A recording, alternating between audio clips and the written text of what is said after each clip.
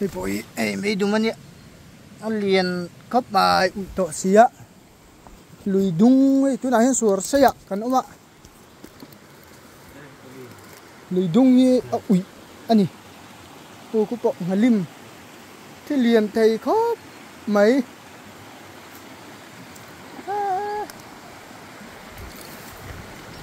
thọc bao thiểu mà ní nó tất cả chuan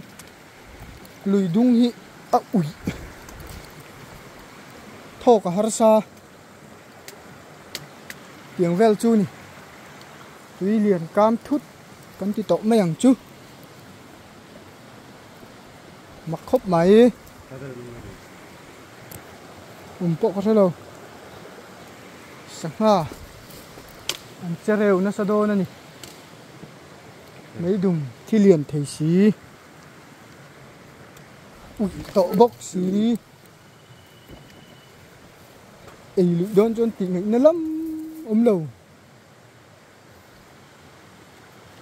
bên ruộng té túi liền thút cam lệ sáng hạt thi về cắn chụp anh vẽ hay bộ mấy đùng mình liền khóc mài lùi đông như ui nó ui hum thấy sao lại bao sao cắn một thiên mày mô liền đâu mày sao mấy đùng mình ngun cột phạ chân ai cho xây đấy à tí về tủ ra nhỉ lùi đông như ui nó ui thấy anh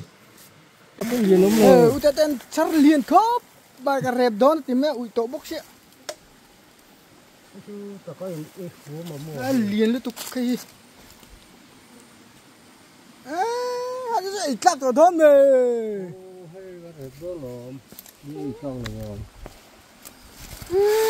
chị nghe hắn leo rồi ui tôi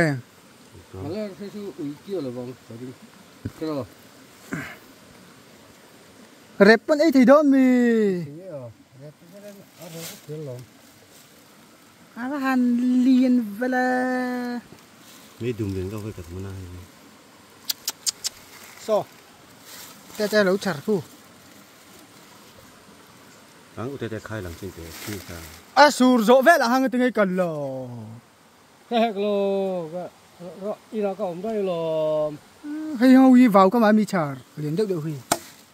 đấy tôi ạ anh lâu lang à mi ăn lúng con ăn lúng có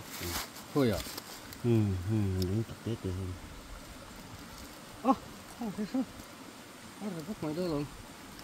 thì phải không mua liền huy bản nhị chế mi chả ui ấm phải là trò niệm như là in ven cái là phần ven cái ăn sờ rồi rồi có mùi chỗ hồ có mùi kinh cái là cái sầm cái ngạt rồi đúng chưa mà cái sầm cái ngạt để bây giờ cho hồ ăn mặn cho cái số cầm